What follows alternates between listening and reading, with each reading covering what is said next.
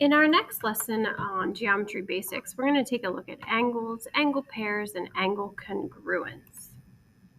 To review, an angle is two different rays with the same endpoint. Here I have an angle, and if I'm going to go ahead and label or name the angle, I can name it with vertice A. This is angle A. I could also say this is angle CAB. Vice versa, I could say BAC. But when I name the angle, the vertex needs to be in the center of my naming. We have several different angles up here that we can classify. Our first angle is an acute angle. It measures less than 90 degrees. Our second angle is a right angle. Notice the marking here. That indicates that that measures exactly 90 degrees. Our next angle is a little bit bigger than 90 degrees. It's called obtuse. Here, this makes a straight angle. It makes a straight line when we open up our angle all the way. So it's a straight angle. And this one is not showing what's inside the rays, but sort of what's on the outside. This is called a reflex angle. We can measure angles using a protractor. And if you have a protractor at home and you draw an angle on your paper, you want to line up the bottom or the base of the angle with the base of the protractor. And then you're counting that space in between. So I'm counting all the way from 0, which is on the inside of this protractor, all the way to the other side, which stops at 140. This particular protractor has numbers on the in and the outside. So just be careful that you line up your angle correctly and then you start counting from 0. We can also calculate angles. And there's a note here to be cautious. Don't use a protractor if your angle can be calculated. Most of our drawings on our notes and things, the angles are not actually drawn to scale. So we're asking you to calculate, and we're asking you to do that on purpose. There are several different types of pairs of angles that we have. The first is our complementary angles. These add up to 90 degrees. Complementary add up to 90 degrees. So here I have two angles, and these happen to be adjacent to each other. They're next to each other, and they share a common ray, and they add up to 90 degrees. These two are non-adjacent, so if I were to turn this angle around and put it together, it might add up to 90 degrees, making them complementary. Supplementary angles add up to 180 degrees. So here I have adjacent angles. They add up to 180, and they make a straight line, and they share that ray in common, where these two are non-adjacent, but if I were to put them together, they would also add up to 180 degrees. When we have two angles that share a common side and add up to 180 degrees, we can say they are a linear pair. Linear being a line. They make a straight line when put together. We also have vertical angles. Vertical angles will share a vertex, but they open in opposite directions. So for example, angle 3 and angle 6 are a vertical pair because they share a vertex but open in opposite directions, sort of like making a bow tie. Angle 4 is vertical to angle 5. They open in opposite directions, but they share a common vertex. Find the values and variables, then find the measure of each angle. So because I have these markings here, I'm not being asked to use a protractor, I'm asked to solve. So what do we know about this? These make a linear pair because this is a straight angle. So they add up to 180 degrees. So we can go ahead and take our two angles and add them up and set them equal to 180 degrees to solve. So if I work on this, I think I have 7 plus 12, that gives me 19x minus 10 equals 180. Add 10 to both sides. We'll get 190. And when we divide by 19 on both sides, we get 10. The value of x is 10. So when I plug it in here, I have 7 times 10 minus 3, which gives me 67 degrees for angle DEG. And if I know that these are a linear pair and they make 180 degrees, I can just subtract 67 from 180. I could also go ahead and plug my 10 in to this expression and solve, and we'll get this to be 113 degrees. As I move on to our second example, I can see that this angle is 90 degrees. Put together with these two angles, all of them make a straight angle, so they all add up to 180 degrees. This is 90 degrees. What's left over for these two is also 90. So I'm going to set my 6x plus 4x equal to 90 and solve. I'll find my x to have a value of 9. And then I can plug it in. 6 times 9 is 54 degrees here for angle DEG. And this angle GEF will be 36 degrees.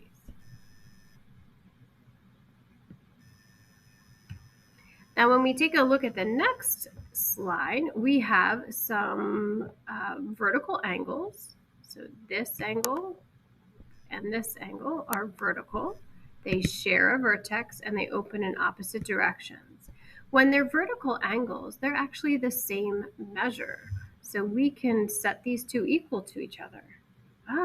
But however, we have a y and an x, so they don't have the same variable. So there must be something else we can do. So I'm going to erase this. Let's see, what else can we do there? We can say that this angle plus this angle make a straight line. So we can say that 8x plus 26 plus 3x equal 180 and solve.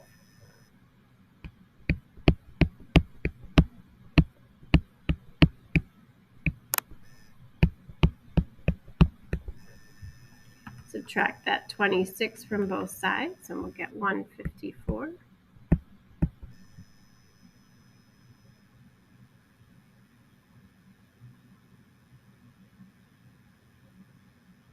And then we're going to divide by 11, and our x value will be 14. If your x value is 14, we can plug it in to this expression and say 3 times 14 is 42. So this angle here measures 42 degrees. If I know that these two angles add up to 180, I can go ahead and subtract 42 from 180, and now I know that this angle is 138 degrees. Now, as I said at the beginning of this example, this orange angle, which I'm now highlighting in blue, plus this angle, they are the same measure because they are vertical angles. So 5y plus 38 should equal 138 degrees. They are the same measure. So I'm subtracting 38 from both sides and dividing by 5. We'll get our y value to be 20. We have two postulates that we're going to take a look at today. The first one is your protractor postulate, which basically says you can put an angle and a protractor together to measure the value. We also have our angle addition postulate, which says that if we have two angles, in this case we have angle RSP and PST, if we were to add these two angles together, we would get the full value of R, S, and T. So we're just adding up the red angle here with the green angle, and that'll give us the full blue angle. That's your angle addition postulate. It is similar to that segment addition postulate. Given that the measure of angle LKN is 145 degrees, this whole thing is 145 degrees, find the measure of LKM and MKM. Well, I know they have to add up to 145, so I'm going to set my expressions equal to 145. And then we'll solve from there. So I'm going to combine my x's, combine my constants, and then go ahead and solve my equation.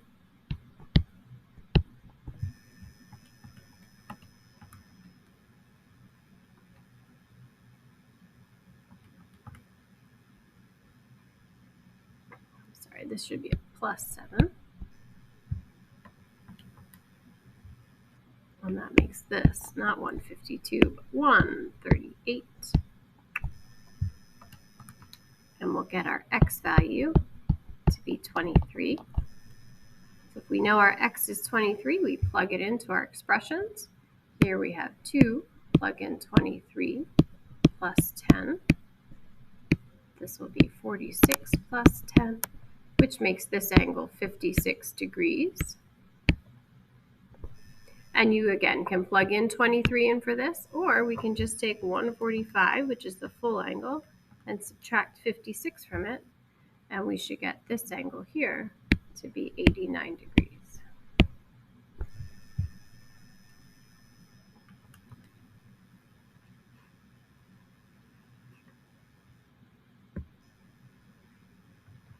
Two angles are congruent, and we have our congruent mark, if they have the same measure. Don't confuse congruency with equality. Equal means it's the same. Congruent objects are like clones. We have two different distinctions here. When we have the equal sign, we mean the measures are equal to each other. That makes the angles congruent. They're like clones, but they aren't the same angle. They're not exactly the same. Example, write a statement naming two congruent angles. Then write an equality statement describing the two angles that have equal measure. So we can say that angle P is congruent to angle N. Therefore, the measure of angle P will be equal to the measure of angle N. We can also do L and M, and the reason why we know P and N are congruent is because of these arcs. A single arc with another single arc, that means they're congruent. Here we have double arcs, so we can say angle L is congruent to angle M, and the measure of angle L is equal to the measure of angle N. We also have angle bisectors. An angle bisector is a ray that divides the two angles, and it divides them into two congruent angles. So here we have these single arcs. That means this angle, XYW, is congruent to this angle, WYZ. Suppose that YW bisects angle XYZ, and the measure of XYW is 18. So this angle is 18. Find the measure of XYZ. Well, if you know this angle is 18, this angle measure is also 18. So combined, the measure of angle XYZ equals 36 degrees. We just added them together. Pause the video. You have several examples to try.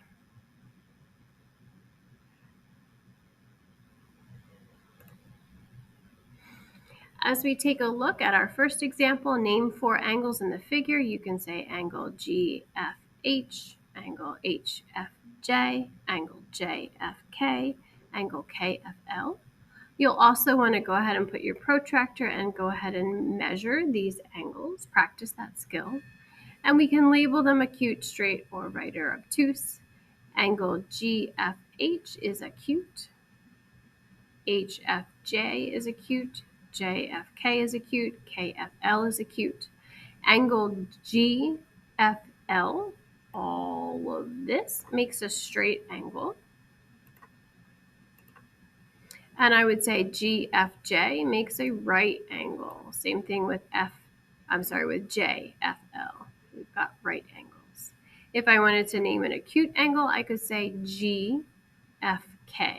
This angle here would be obtuse.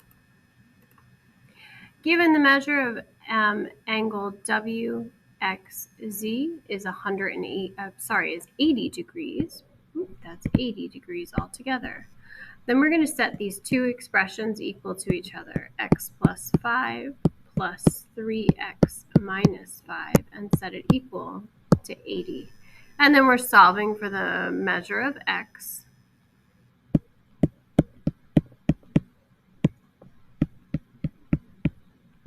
And then we're plugging it in for each. So we have to find the measure of YXZ, which is this one. So 20 times 3 is 60, minus 5 gets us 55.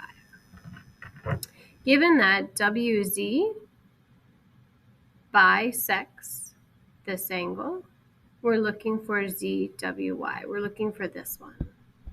If it bisects, then this angle is congruent to this angle. So that measure is going to be 52 degrees.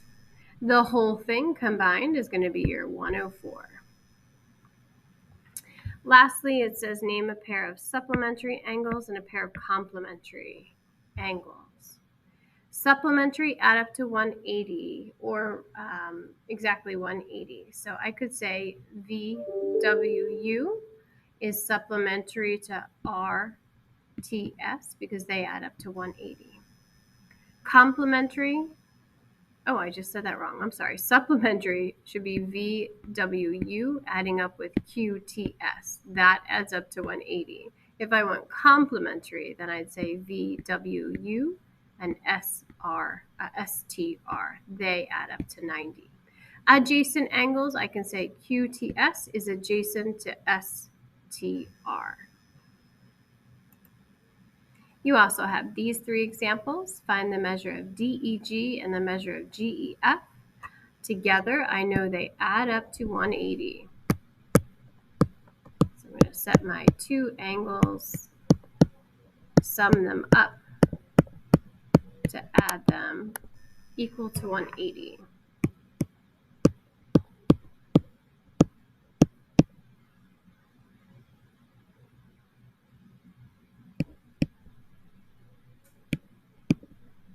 Subtract 4.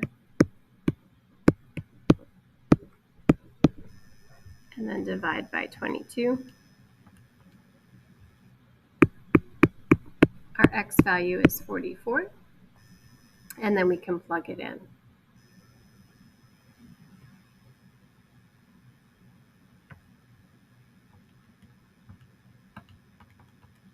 Oh, I'm sorry. I'm not sure where I got 44 from. Our x value is not 44. Ooh, that didn't make sense. It's 8. And when we plug in 8, we can get our two angle measures there. We'll see DEG is 135 and GEF is 45. A and B are complementary, C and D are supplementary. Find the measures if we have all of these different things. If A and B are complementary, then these are going to add up to 90 degrees. If C and D are supplementary, that means they add up to 180 degrees. So we want to set the sum of these up to 90, the sum of these up to 180, and we can solve from there. For letter G, find the values of x and y. X and Y. Okay, so a couple of things. These are going to be our vertical angles, so they're going to have the same measure. We're going to look here, though, because these have the same variables. They make a linear pair, so we're setting up our equation this way and setting it equal to 180.